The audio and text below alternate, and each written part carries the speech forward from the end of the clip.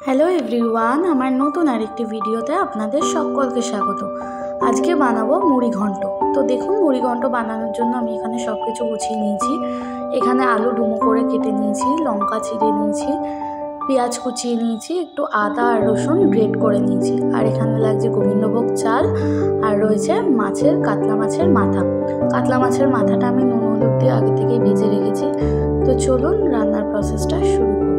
প্রথমেই আমি এখানে কড়াইটা গরম করে নিয়েছি। এবার কড়াইতে দিলাম সর্ষের তেল। আমি রান্নাটা সর্ষের তেলে করছি, আপনারা চাইলে সাদা তেলেও করতে পারেন। সর্ষের তেলে যে কোনো রান্নার টেস্ট খুব ভালো হয়। তো তেলটা আমাদের গরম হয়ে গেছে। এবার তেলের মধ্যে ডুমো করে রাখা আলুগুলো দিয়ে আলুগুলো হালকা করে ভেজে নেব। তো আলুগুলোর মধ্যে একটু নুন আর একটু হলুদ গুঁড়োও দিয়ে দিচ্ছি। আলুগুলোকে হালকা লাল করে ভেজে তুলে নেব। দেখুন, আলুগুলোকে আমাদের হালকা লাল করে ভাজা হয়ে গেছে। এবার আলুগুলোকে আমি তুলে নিচ্ছি। তো আলুগুলো তুলে নিলাম। আলুগুলো যে তেলে ভেজেছিলাম ওই একই তেলে আমি গোটা গরম মশলা, শুকনো লঙ্কা আর একটু তেজপাতা ফোড়ন দিয়ে নিয়েছি। এবার ওর মধ্যে একে একে পেঁয়াজ কুচিগুলো দিয়ে দিলাম। পেঁয়াজ কুচিগুলো দিয়ে একটু ভালো করে নাড়াচাড়া করে এক এক করে রসুন গ্রেট করা ও আদা গ্রেট করাটা দিয়ে আর একটু কাঁচা লঙ্কাটা দিয়ে ভালো করে নাড়ব। একটু নেড়ে চেড়ে এর মধ্যে এবার আগে থেকে ভেজে রাখা আলুগুলো দিয়ে দিলাম। এবার ভালো করে ওই আলুর সাথে পেঁয়াজটা ভালো করে মিক্স করে এবার এর মধ্যে একে একে একটু হলুদ গুঁড়ো আর একটু জিরে গুঁড়ো দিয়ে আবারও একটু ভালো করে কষিয়ে নেব। যতক্ষণ না ওই জিরে আর হলুদের কাঁচা গন্ধটা চলে যাচ্ছে ততক্ষণ আমরা মশলাটাকে ভালো করে কষিয়ে নেব। স্বাদ মতো একটু নুনও দিয়ে দিলাম। এবার দিচ্ছি আগে থেকে নুন হলুদ দিয়ে ভাজা কাতলা মাছের মাথাটা।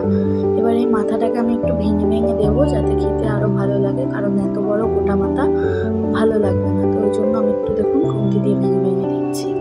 তো এই মাথাটা দিয়ে মশলাটা একটু ভালো করে কষাবো যাতে মাথার মধ্যে মশলাগুলো ঢুকে যায়। কষানো হয়ে গেলে এবার ওই আগে থেকে ধুয়ে রাখা গোবিন্দভোগ চাল এর মধ্যে দিয়ে দেবো। আমি এখানে 1.5 কাপ মতন গোবিন্দভোগ চাল নিয়েছি। আমার 1.5 কাপ লাগবে তাই আমি 1.5 কাপ নিয়েছি। আপনারা চাইলে কোয়ান্টিটি বাড়িয়ে বা কমিয়েও নিতে পারেন। তো দেখুন, চালটা দেওয়ার পরে আমি চালটা ভালো করে মশলার সাথে মিক্স করে নিচ্ছি। চালটা আমি এবার ভাজবো। চালটা আমাদের ভালো করে ভাজা ভাজা করতে হবে। একটু ব্রাউন ব্রাউন কালার চলে এলে আমরা এর মধ্যে একটা ভাজা মশলা অ্যাড করব। এর মধ্যে রয়েছে গোটা ধনে, জিরে, দারচিনি, এলাচ, লবঙ্গ আর শুকনো লঙ্কা। এটা একটু শুকনো খোলায় ভেজে আমরা ড্রাই রোস্ট করে গুঁড়িয়ে নিয়েছি। মশলাটা দিয়ে ভালো করে নাড়াচাড়া করে দেখুন, এবার আমি পরিমাণ মতন এখানে জল দিয়ে দেবো। এখানে আমি 1 কাপ মতন 1.5 কাপ মতন চাল নিয়েছি।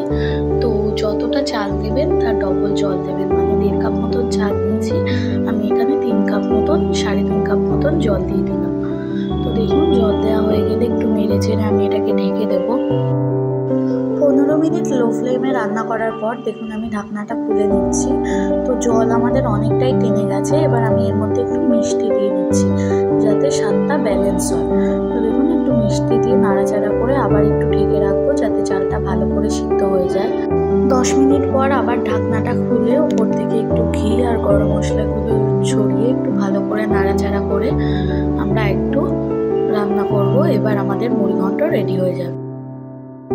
আমি এখানে গরম গরম মুড়ি ঘন্টটা সার্ভ করবো বলে আমার মুড়ি ঘন্টটা একটু ঝরঝরে হয়নি, কিন্তু ঠান্ডা হলে এই মুড়ি ঘন্টটাই একদম ঝরঝরে হয়ে যাবে। তো অবশ্যই আপনার বাড়িতে ট্রাই করে দেখবেন। আমাদের মুড়ি ঘন্ট একদম রেডি। এবার এটিকে আমি প্লেটে ঢেলে নিচ্ছি। রেসিপিটি আপনাদের কেমন লাগলো অবশ্যই কমেন্ট করে জানাবেন। ভালো লাগলে একটা লাইক, শেয়ার ও সাবস্ক্রাইব করে পাশে থাকবেন। আপনারাও বাড়িতে এরকমভাবে মুড়ি ঘন্ট তৈরি করবেন। সবাই ভালো থাকবেন, সুস্থ থাকবেন, সাবধানে থাকবেন। দেখা হবে নতুন কোনো ভিডিওর সাথে। টাটা।